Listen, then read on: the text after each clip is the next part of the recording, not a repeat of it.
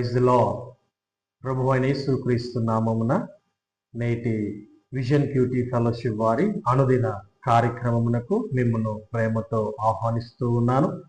నేటి ధ్యానము కొరకు ఏర్పాటు చేయబడిన లేఖన భాగము కొరింథీయులకు రాసినటువంటి మొదటి పత్రిక 12వ అధ్యాయము 1వ వచనం నుండి 11వ వచనాలు. మొదటి కొరింథీయులకు రాసినటువంటి పత్రిక 12వ అధ్యాయము 1 నుండి 11 వచనాలు. ఈ యొక్క లేఖన భాగంలో నుండి మనము 4వ వచనం నుండి 7వ వచనము వరకు ఉన్న లేఖన భాగాన్ని మనం చదువుకుందాం. 4వ వచనం నుండి 7వ వచనం వరకు మనం చదువుకుందాం. కృపావరములు నానా విధములుగా ఉన్నవి కానీ ఆత్మ ఒక్కడే, మరియు పరిచర్యలు నానా విధములుగా ఉన్నవి గాని ప్రభువు ఒక్కడే. నానా విధములైన కార్యములు కలవు కానీ అందరిలోనూ అన్నిటినీ జరిగించు దేవుడు ఒక్కడే. అయినను అందరి ప్రయోజనము కొరకు ప్రతి వానికి ఆత్మ ప్రత్యక్షత అనుగ్రహింపబడుచున్నది. ఈ యొక్క లేఖనమును పూర్తిగా మనము చదివి ధ్యానం చేయబోతున్నటువంటి అంశము పేరు వరముల ఉద్దేశ్యము. వరముల ఉద్దేశ్యము. ప్రియులారా, ఈ యొక్క లేఖన భాగమును మనము పూర్తిగా చదివి ఆలోచన చేస్తే గ్రహించే విషయం ఏంటంటే, కొరింథీ సంఘ విశ్వాసులు పరిశుద్ధాత్మ ద్వారా అనేక వరములను పొందారు. కానీ వారు వాటి ఉద్దేశమును తప్పుగా అర్థం చేసుకున్నారు. పరిశుద్ధాత్మ వరములు అనేవి కేవలం మతపరమైన పరవశం లేదా ఆనందోత్సవం మాత్రమే కాదని, యేసే ఏకైక నిజమైన ప్రభు అని ఒప్పుకున్న ప్రతి ఒక్కరూ ఆత్మను పొందారని పౌలు బోధించాడు. 1 నుండి 3 వచనాలలో పరిశుద్ధాత్మ వరములు దేవుని నుండి మాత్రమే వచ్చాయి మరియు అవి విభేదాలు సృష్టించడానికి కాకుండా అందరి ప్రయోజనం లేదా మేలు కొరకే ఇవ్వబడ్డాయి. వారిలో ప్రతి ఒక్కరూ పొందిన వరములు రకము మరియు వాటి పరిమాణం పరిశుద్ధాత్మ చేతనే నిర్ణయించబడ్డాయి మరియు సంఘాన్ని కలిసికట్టుగా నిర్మించడానికి వాటిని ఉపయోగించాల్సిన అవసరం ఉందని 4 నుండి 11 వచనాలలో పౌలు గారు వ్యక్తపరిచారు. ఈ యొక్క లేఖనమును అనుసరించి దేవుడు ఎవరు అని కనుక మనము ఆలోచన చేసినట్లయితే 4వ వచనం నుండి 6వ వచనం ప్రకారము వరములు, బాధ్యతలు మరియు పరిచర్యలు రకరకాలుగా ఉన్నాయి.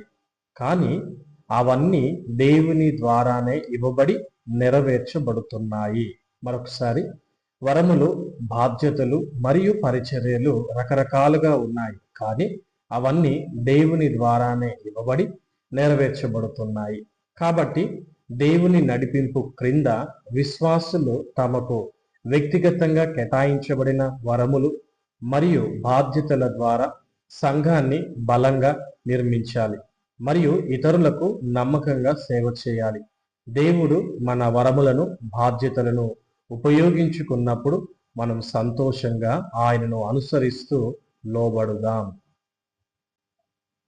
ఈ యొక్క లేఖనమును అనుసరించి దేవుడు మనకు నేర్పిస్తున్న పాఠము ఏమిటి అని ఆలోచన చేస్తే, ముఖ్యంగా 7వ వచన ప్రకారంగా వరముల యొక్క ఉద్దేశము సంఘం యొక్క మేలు కొరకు ఉపయోగించబడటమే. మరొకసారి, వరముల యొక్క ఉద్దేశము సంఘం యొక్క మేలు కొరకు ఉపయోగించబడటమే.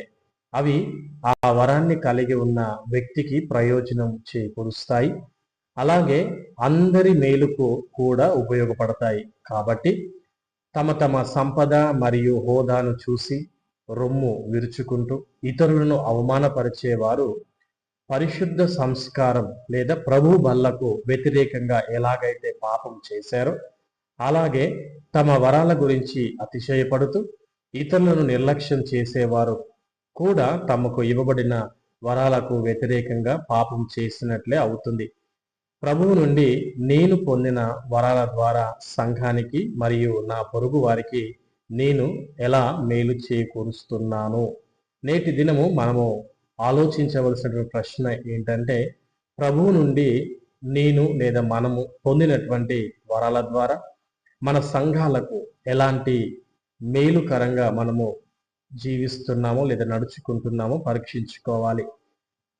ప్రియులారా, దేవుడు మనకిచ్చినటువంటి వరములను దేవుని యొక్క నామ మహిమార్థమై సరైనటువంటి పద్ధతిలో సంఘ మేలు కొరకు వాడుకున్నట్లు దేవుడు మనల్ని నడిపించినట్లు ప్రార్థన చేసుకుందాం. తలలు వంచినట్లయితే ప్రార్థన చేసుకుందాం.